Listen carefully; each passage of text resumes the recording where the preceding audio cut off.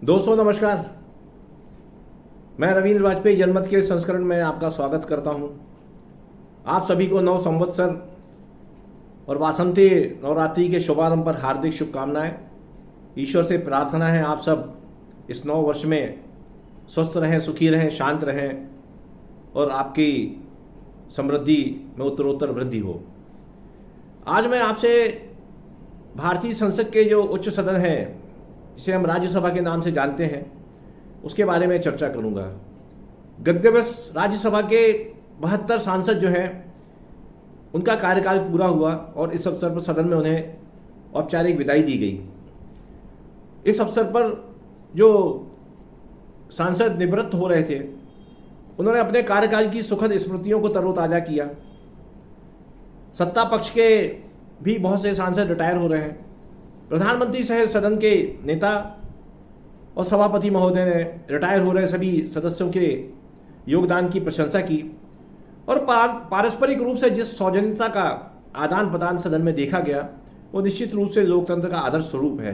कहीं से भी ऐसा परिलक्षित नहीं हो रहा था कि आज सत्ता और विपक्ष में किसी प्रकार का मतभेद है। राज्यसभा हमारी संसद का स्थायी और उच्च सदन कहलाता है।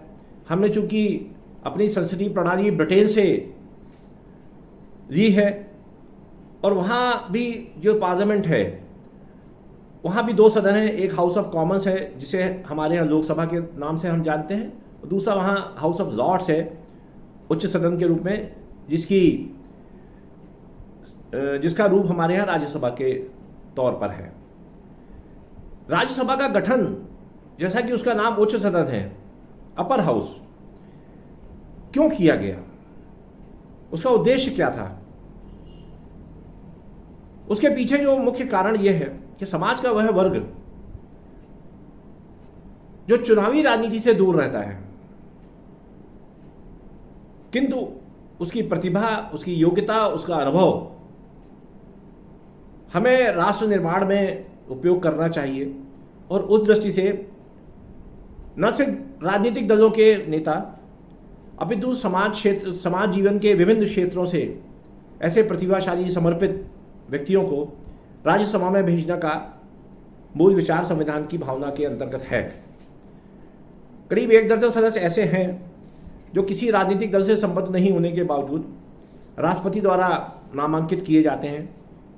इनमें फिल्मी दुनिया, कला, खेल, इन क्षेत्रों से प्रतिनिधि वहाँ आते रहे। कल भी जो सदस्य रिटायर हुए उसमें अभिनेत्री रूपा गांगुली और मुक्केबाज मैरी कॉम थी। इसके अलावा कांग्रेस की ए के एंटोनी, कपिल सिब्बल, पी चिदम्बरम, आनंद शर्मा, बसपा के सतीश चंद्र मिश्रा, भाजपा के सुब्रमण्यम स्वामी और भी कई लोग जो मंत्री भी हैं अभी वर्तमान मोदी सरकार में, कल उनका 6 वर्ष का कार्यकाल समाप्त हो गया।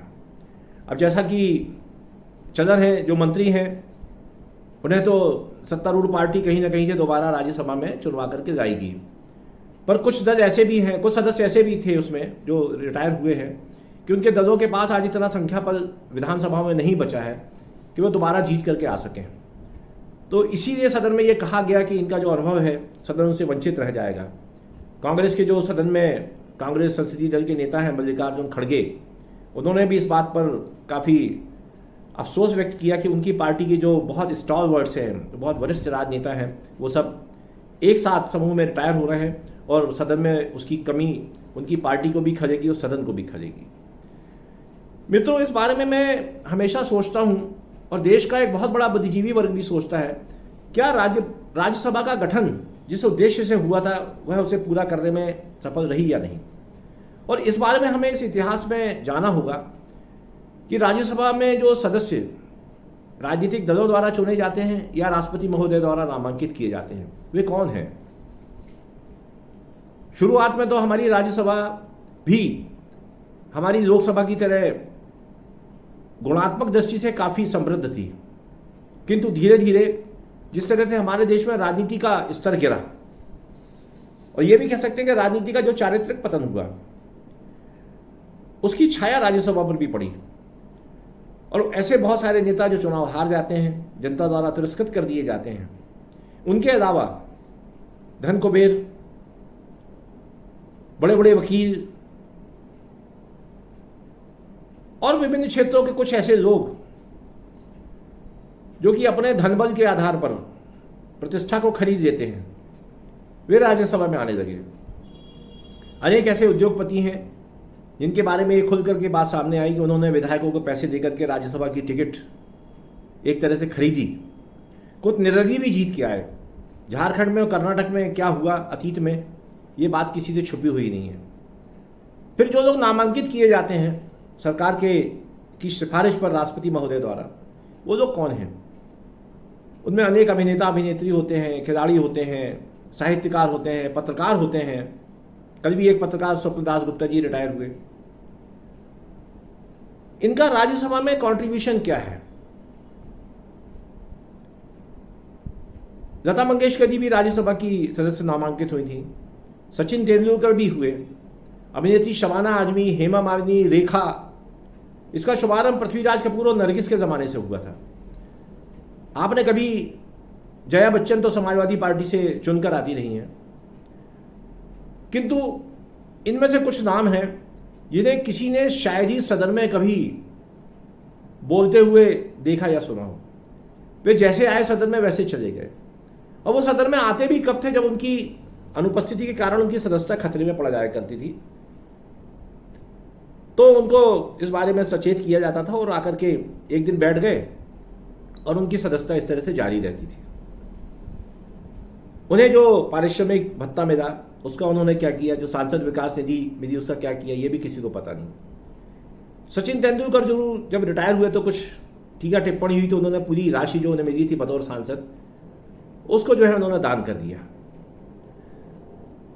पर जब राज्यसभा को उच्च सदन के रूप में स्थापित किया गया है और उसकी भूमिका एक तरह से मार्गदर्शक की है, तो कभी कभी ऐसा लगता है कि बजाय उच्च सदन के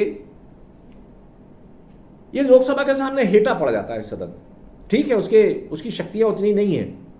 मसलन राज्यसभा में यदि सरकार के खिलाफ अविश्वास प्रस्ताव पारित भी हो जाए, सरकार किसी विधेयक पर हार भी जाए, तो भी वो कायम रहती है। किंतु लोकसभा में यदि वित्त विधेयक पर या अविश्वास प्रस्ताव के दौरान सरकार पराजित हो जाती है तो उसे इस्तीफा देना पड़ता है।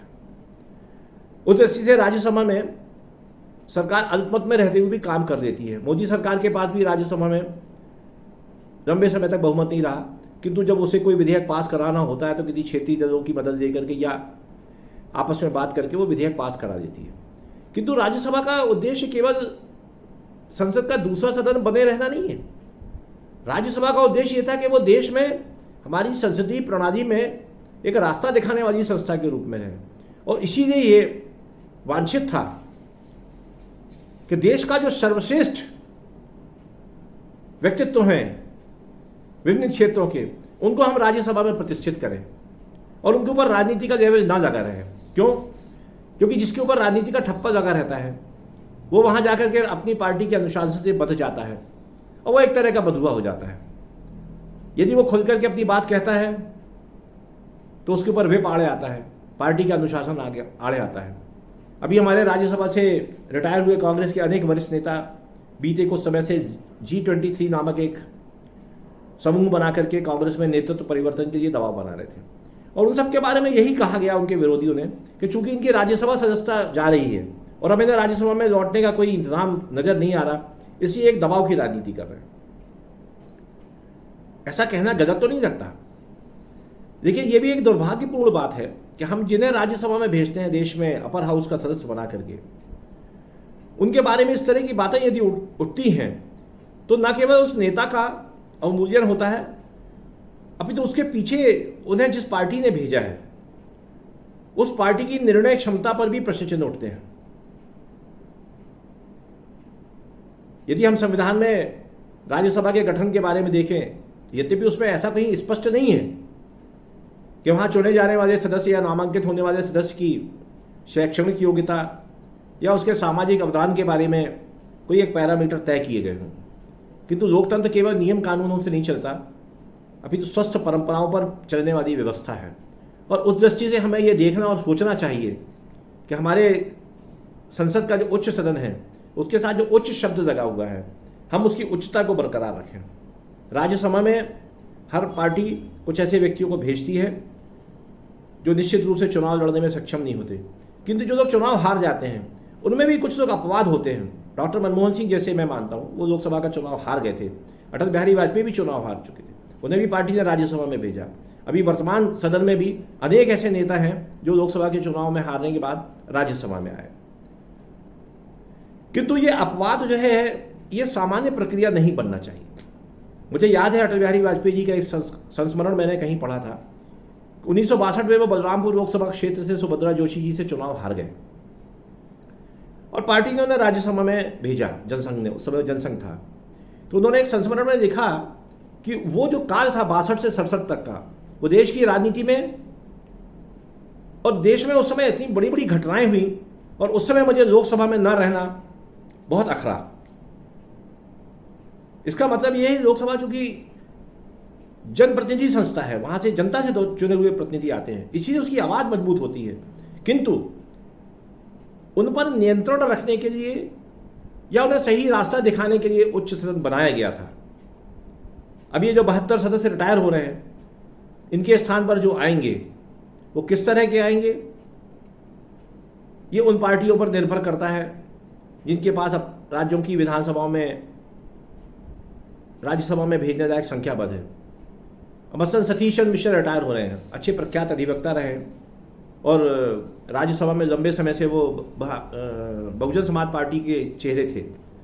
आज उत्तर प्रदेश में या देश की अन्य किसी भी राज्य में बहुजन समाज पार्टी के पास इतनी संख्या नहीं है कि किसी को राज्यसभा में भेज सके। तो ऐसा लगता है कि अब राज्यसभा में बसपा जो है उसका प्रतिनिधित्व तो बहुत शून्य हो जाएगा। लेकिन क्या कोई सतीश चंद्र मिश्रा को दूसरी पार्टी इस आधार पर राज्यसभा में नामांकित करेगी अपने कोटे से कि वो एक अच्छे अधिवक्ता हैं और कानून के ज्ञाता हैं?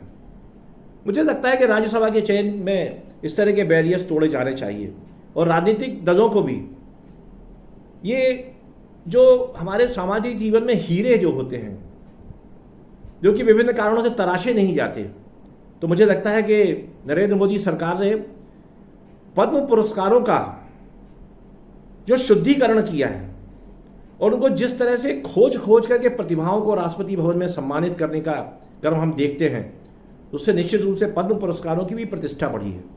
तो मुझे लगता है कि इसी तर्ज पर हमारे देश का जो राजनीतिक प्रतिष्ठान है, उन्हें राज्यसभा में भी जो चयन प्रक्रिया है उसको भी पद्म पुरस्कारों की तरह शुद्धिकृत करना चाहिए और हम अपने समाज का जो सर्वश्रेष्ठ व्यक्तित्व हैं उनको हम उच्च सदन में लेकर के आए। तो मुझे लगता है कि उच्च सदन जो है वो अपने नाम को सार्थक सिद्ध कर सकेगा। आज के इस संस्करण में इतना ही। कल आपसे फिर किसी नए विषय पर चर्चा करूंगा। तब तक के लिए धन्यवाद। नमस्कार मित्रों।